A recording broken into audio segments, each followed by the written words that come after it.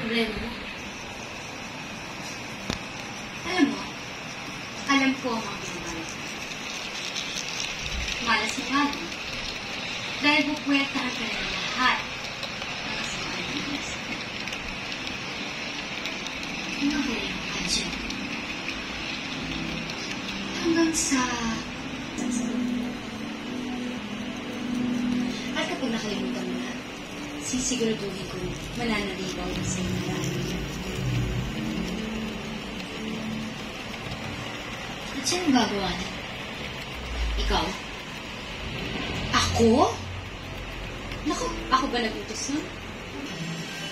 Pero gaano kaya nakakasiguro hanggang ngayon?